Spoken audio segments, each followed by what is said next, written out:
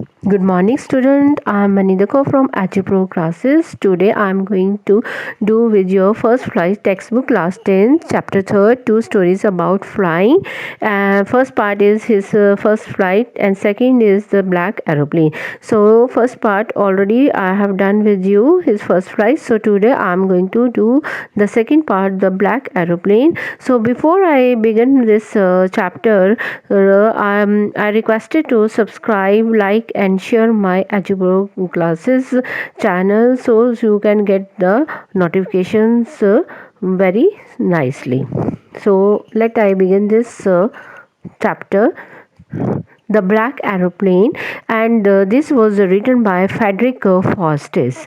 So before you read this, I will tell you about little about this black aeroplane. A pilot is lost in the storm clouds. Does he arrive safe? Who helps him?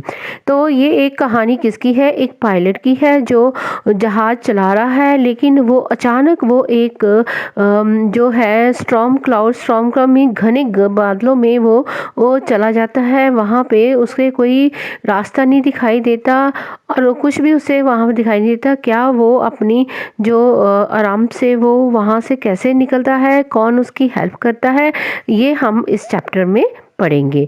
तो now come to the thoroughly chapter, the black aeroplane. The moon was coming up in the east behind me, and the stars were shining in the clear sky above me. There wasn't a cloud in the sky. I was happy to be alone up above the sleeping countryside.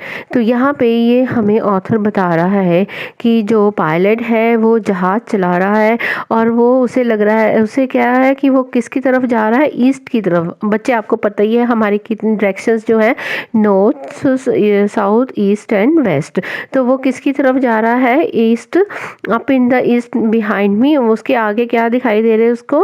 वो चमकते हुए जो है तारे दिखाई दे रहे हैं उसे, और आसमान उसे एकदम क्लियर दिखाई दे रहा है और उसे वहाँ पे कोई बादल नहीं दिखाई दे रहा। और वो कितना खुश है कि वो इस समय जब सब लोग सो रहे हैं और वो उनके ऊपर वो फ्लाई कर रहा है।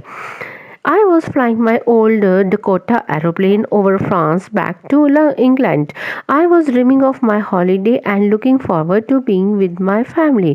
तो वो क्या चला रहा था? अपना डकोटा एरोप्लेन जो था वो चला रहा था और वो किसके ऊपर था? फ्रांस के ऊपर। और वो कहाँ जा रहा था? इंग्लैंड की तरफ। और उसे वो ड्रीम कर रहा है। वो ड्रीम क्या कर रहा है? क्यों? उसकी अब छुट्टी आने वाली है और वो अपनी फैमिली को मिलने के लिए बेताब है।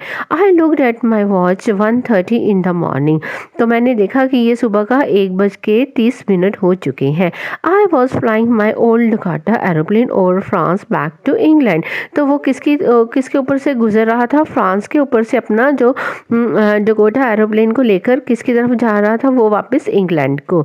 I was dreaming of my holiday and looking forward to being with my family. I looked at my watch 1:30 in the morning. तो उसने देखा कि उसके जो है वहाँ पे क्या है, उसके घड़ी पे 1:30 हो चुके थे। I should call Paris control soon, I thought as I looked down past the nose of the aeroplane. I saw the lights of a big city in front of me. I switched on the radio and said, Paris Control, Dakota DS-088 here. Can you hear me? I am on my way to England. Over. तो उन्होंने, जो pilot था वो क्या कर रहा था? I should call Paris control soon, कि उसने किसको किया? कंट्रोल रूम में उसने कॉल की और उसने देखा, as I looked down past the nose of airplane, I saw light of big city in front of me. तो उसने देखा कि उसके सामने एक बहुत बड़ी जो है वो क्या है, एक उसको सिटी दिखाई दे रही है। और उसने अपना रेडियो को ऑन किया और बोला, Paris control, Dakota DS-088 here, can you hear me? I am on my way to England, over. तो वो जब वो माइक पे पा करते हैं तो साथ में ओवर बोलना होता है। तो उसने ऐसे ही ओवर करके देखा, बच्चे कितनी बार मूवीज़ में देखते हो कैसे वो कंट्रोल रूम में जब फ़ोन करते हैं, बात करते हैं, तो वो ओवर साथ में ज़रूर बोलते हैं। तो यहाँ पे पायलट ने भी ऐसे किया, उसने बोला पेरिस कंट्रोल, ये कौन सा प्लेन है? डकोटा DS-088 से बोल रहा हूँ। तो मैं अपना जो है मेरा वो किसकी तरफ वो जा रहा है? इंग्लैंड की तरफ जा रहा है। तो ये बात कहकर वो ओवर कर देता था।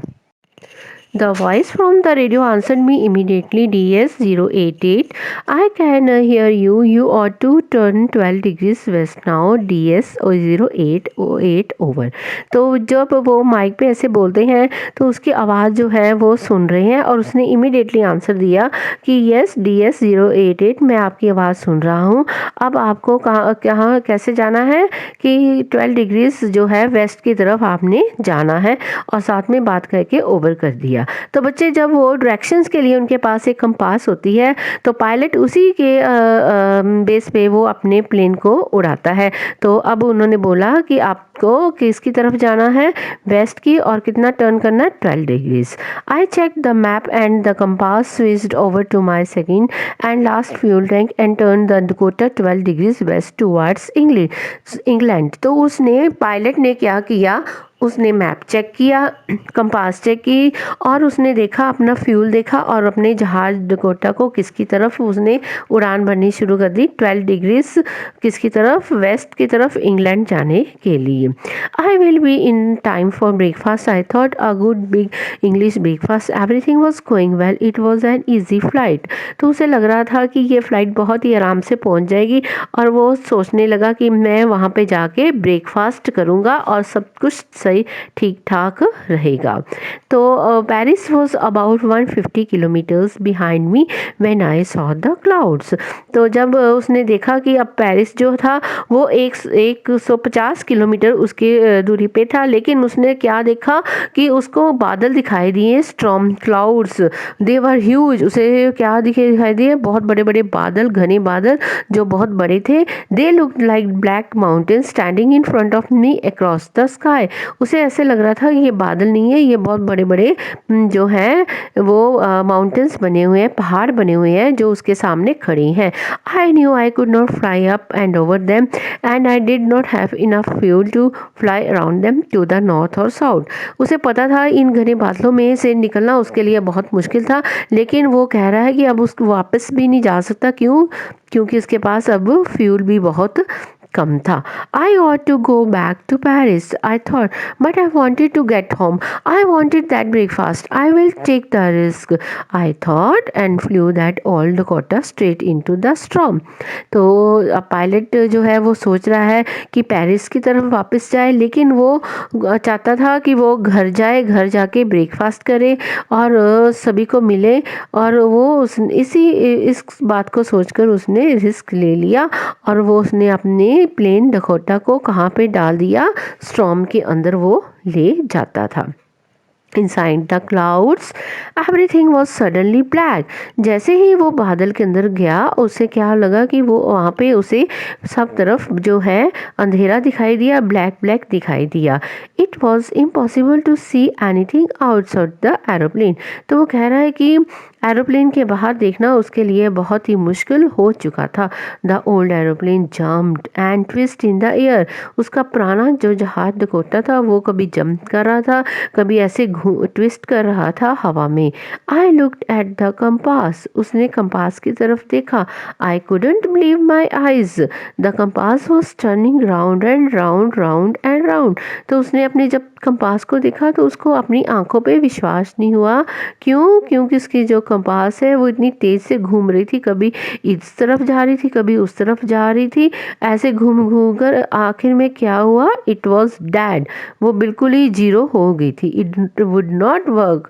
The other instruments were suddenly dead too. I tried the radio. तो वो काम भी नहीं कर पाए, और दूसरे जो इंस्ट्रूमेंट थे वो भी बिल्कुल जीरो हो गए थे। तो तब जो पायलट था उसने सोचा कि मैं रेडियो से बात करता हूँ। तो Paris control can you hear मी। तो उसने फिर वो अपने रेडियो को ऑन किया और बोला, पैरिस कंट्रोल, क्या आप मुझे सुन रहे हो? There was no answer. उसको वहाँ पे कोई जवाब ही नहीं मिला। The radio was dead too. तो इसका मतलब क्या हुआ कि रेडियो भी बिल्कुल ज़ीरो हो चुका था। I had no radio, no compass and I could not see where I was lost in the storm.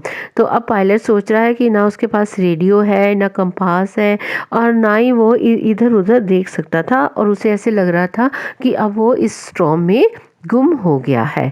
Then in the black clouds quite near me I saw another aeroplane. तब ये जब ये सोच ही रहा था तो उसने क्या देखा, इतने घने बादल में उसे वहाँ पे दो प्लेन दिखाई दिए जो उसके पास से गुजर रहे थे। It had no lights on its wings. उसके जो विंग्स थे, जो पर थे, उसके ऊपर कोई लाइट नहीं थी। But I could see it flying next to me through the storm. पर उसने देखा कि वो मेरे साथ साथ इस तूफानी जो है क्लाउड में वो मेरे साथ चल रहे हैं। आई could see the pilots face turn towards me. तो पायलट ने बोला, मैंने देखा वो जहाज़ का पायलट का जो है पायलट, उसकी तरफ उसने मुंह घुमाया। I was very glad to see another person. तो पायलट कह रहा, मैं बहुत खुश हुआ उसे देखकर। He lifted one hand and waved. तो उसने अपना हाथ बाहर निकाला और मुझे वेव करने लगा, हिलाने लगा, और बोला साथ में, follow me. He was saying follow me. और वो कह रहा है मुझे फॉलो करो, मेरे पीछे पीछे आओ। He knows that I am lost. I thought he is trying to help me. तो जब उसने बोला फॉलो मी, तो वो पायलट जो था उसने जजमेंट कर ली, ये जान चुके हैं कि मैं इस तूफ़ान में खो गया हूँ और वो मेरी हेल्प कर रहे हैं मुझे इस तूफ़ान से निकालने के लिए। ही turn his aeroplane slowly to the north in front of my Dakota so that it would be easier to follow me to him। तो उसने बोला कि उसने मुझे अपना जो है ही टर्न हिज एरोप्लेन, उसने अपना जहाज़ मेरी तरफ मोड़ा नॉर्थ, और धीरे धीरे नॉर्थ की तरफ जाने लगा। और उसने बोला कि तुम मेरे जहाज़ को फॉलो करो और मेरे पीछे पीछे आ जाओ। I was very happy to go behind the strange aeroplane like an obedient child. तो उसने बोला, मैं बहुत खुश था कि मैं एक अजनबी जहाज़ के पीछे जो है चल रहा हूँ, और मुझे और ऐसे मैं उसकी बात एक जो आज्ञाकारी बच्चे की तरह बात मानकर मैं उसके पीछे पीछे जाने लग पड़ा। After half an hour, the strange black aeroplane was still there in front of me in the clouds। आधा घंटा वो जहाज़ मेरे आगे आगे था और मैं उसके पीछे चल रहा था। Now there was only enough fuel in the old Dakota's last tank to fly over 5 or 10 minutes more। तो उसने देखा कि उसके जहाज़ में सिर्फ जो है जो तेल वो बहुत कम रह गया था, ईंधन तेल बहुत कम रह गया था, और उसने देखा कि ये कितना चलेगा, बल ओनली हार्डली 5 और 10 मिनट्स तक ही चल सकता था। I was starting to feel frightened again. तो वो जो पायलट था वो फिर डरने लग पड़ा। But then he started to go down and I followed through the storm. पर उसे क्या होता है, अचानक उसका जहाज नीचे की तरफ जाने लगता है और वो उसे लग रहा है कि वो इस तूफान में कहीं गिर जाएगा। Suddenly I came out of the clouds and saw 2 long straight lines of lights in front of me. तो अचानक वो क्या कर देखता है कि वो इन बादलों में से निकल कर बाहर आता है और उसे वहाँ पे 2 स्ट्रेट लाइन दिखाई देती है, जैसे वो कोई रनवे पे होती है। तो उसने देखा it was runway an airport। I was safe। I turned to look for my friend in the black aeroplane but the sky was empty। तो उसने देखा कि ये तो रनवे आ गया, एयरपोर्ट आ गया, अब मैं सेफ हूँ, अब मैं सुरक्षित हूँ। और उसने बोला कि अब मैं वो ब्लैक एरोप्लेन जो मेरे आगे आगे जा रहा था उसमें को मैं देखूंगा, उसमें पायलट को वो मेरा फ्रेंड बन गया है। लेकिन जब उसने देखा कि स्काई उसे एकदम खाली दिखाई दे रहा था, there was nothing there, the black aeroplane was gone. I could not see it anywhere. तो उसने पायलट ने जब अपना लैंड किया प्लेन और उसने देखा और बाहर आके देखा कि जो स्काई वो बिल्कुल खाली, वहाँ पे कोई ब्लैक एरोप्लेन नहीं था, उसे कुछ भी वहाँ पे वो दिखाई नहीं दे रहा था। I landed and was not sorry to walk away from old Gotta near the control tower. I went and asked a woman in the control center where I was and who the other pilot was. I wanted to say thank you. तो उसने अपना land जो Dakota land करके वो कहाँ के जाता है, कंट्रोल टावर की तरफ नहीं जाता, वो कंट्रोल सेंटर में जाता है और वहाँ पे एक वूमेन बैठी होती है और उससे पूछता है कि मैं कहाँ पे आया हूँ और यहाँ पे और को दूसरा पायलट कौन है, मैं उससे मिलना चाहता हूँ और उसे मैं थैंक्स कहना चाहता हूँ। क्यों? क्योंकि उसने उन्हें स्टॉर्म क्लाउड में से बाहर निकाला था। She looked at me very strangely and then laughed. Another aeroplane up there in this storm. तो वो जो वूमन थी उसने बहुत ही हैरानजनक से उसे देखा और हंसने लग पड़ी। दूसरा एरोप्लेन और इस तूफानी में no other aeroplanes were flying tonight. तो उसने बोला कि आज की रात इतनी रात को कोई भी जहाज उड़ने वाला नहीं था। Yours was the only when I could C on the radar. तो तुम्हारा ही अकेला जहाज था जो मैंने देखा रैडर के ऊपर, जहाँ पे सारी इंफॉर्मेशंस जो है वो प्लेन की मिल जाती है। तो बच्चे यहाँ पे देखो वो पायलट को कैसे सेफली वहाँ पे लेकर आते हैं और उसको सेफ लैंड कराते हैं, जबकि उसका जो इतने स्ट्रॉन्ग क्लाउड में वो गुम हो जाता है जहाँ पे कुछ दिखाई नहीं देता और उसे वो सेफली लैंड कराते हैं और उसका फ्यूल भी जो है कम हो जाता था, लेकिन फिर भी उसको क्रैश होने से पहले बचा लेते हैं और पायलट को सेफली वहाँ पे जो है उसका प्लेन लैंड करते हैं। और वो जब वो वहाँ पे पहुँचता है एयरपोर्ट, तो वो वहाँ पे जाकर जो कंट्रोल सेंटर में वूमेन बैठी उससे पूछता है कौन सा दूसरा जो प्लेन का पायलट है। तो जब उसे पता चलता है कि आज और कोई प्लेन नहीं था और कोई पायलट भी नहीं था, ना ही कोई दूसरा प्लेन था, तो उसे बहुत ही ये स्ट्रेंज लगा और वो क्या अब सोचता है, सो who helped me to arrive there safely without a compass or a radio and without any more fuel in my tanks। तो अब वो ये सोच रहा है कि कौन वहाँ पे आया है और उसने मुझे मेरी हेल्प की है और बिना कंपास के, बिना रेडियो के और बिना फ्यूल के, जो उसका प्लेन में बिल्कुल फिन टैंक में ख़त्म हो रहा था, और किसने हेल्प की उसे सेफली लैंड कराने में। तो ये बातें जो है पायलट के मन में बार बार आती है। Who was the pilot on the strange black aeroplane flying in the storm without lights. और वो कौन सा जो है पायलट जो बिना लाइटों के ही वो इतना सेफली लैंड कर रहा है। तो ये बातें जो है अब उसके मन में आ रही हैं और अब उसको मन में ये सब सवाल जो उठ रहे हैं, लेकिन उस सवालों का जवाब देने के लिए उसके पास अब कोई भी नहीं है और ये उसके लिए हमेशा एक मिस्टीरियल जो है वो हेल्प बन गई है। मतलब उसकी एक जो है मास्टरी बन गई है। कैसे कि उसको उसे लगा कि ये कोई चमत्कार हो गया है, जैसे उसे पता नहीं कहाँ से वो आया प्लेन और कैसे उसने हेल्प की।